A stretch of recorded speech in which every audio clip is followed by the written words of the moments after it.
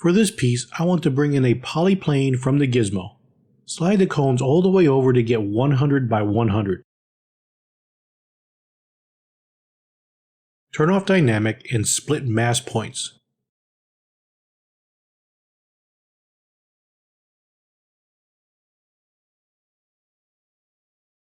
Go to the tool palette and clone the tool.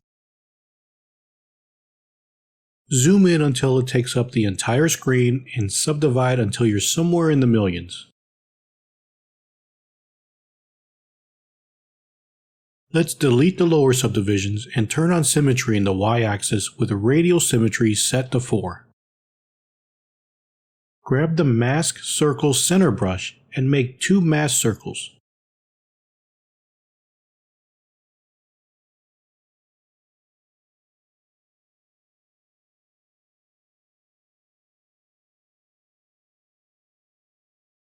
Now we can select the Mask Lasso brush and start masking in the sides.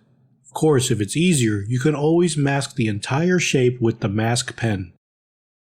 I don't use the Mask Lasso that much, so once in a while I'll bring it out to practice with.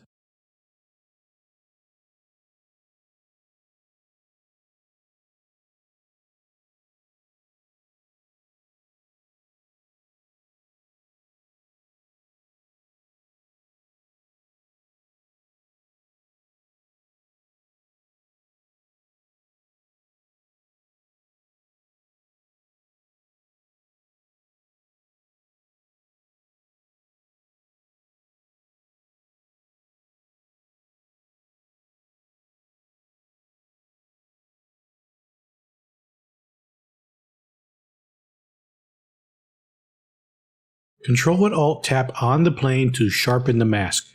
Click on Edge Loop Mask Border located in the Geometry palette under the Edge Loop subpalette, or you can press the hotkey Ctrl-Shift-E. Hide the outer poly group and delete hidden. Run a Polish by Features a few times to clean up the edges. Then you can tweak the shape if needed. Tweaking the shape is not really necessary for high poly as we can control it much better at a lower subdivision. However, I like doing it for both.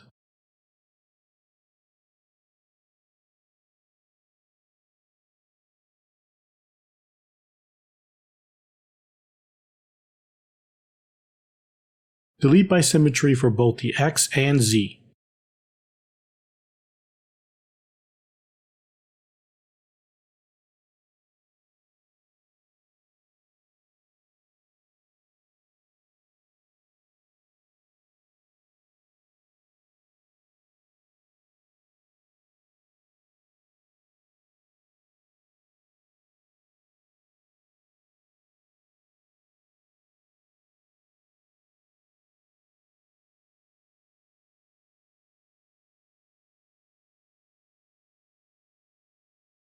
Let's run a Z-remesher with a target poly count of 1 and see what happens.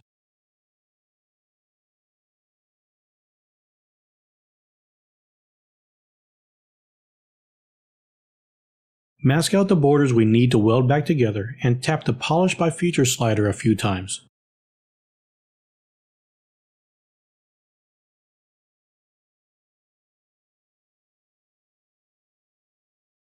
Click on half in the Z-remesher and run it one more time.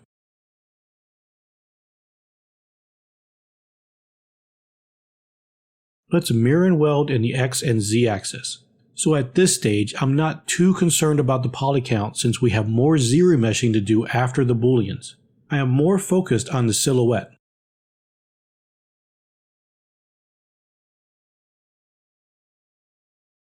Let's go back to the Z-modeler brush and Q-mesh all polygons to give it some thickness. Flip the normals, then unmask the bottom and adjust the depth.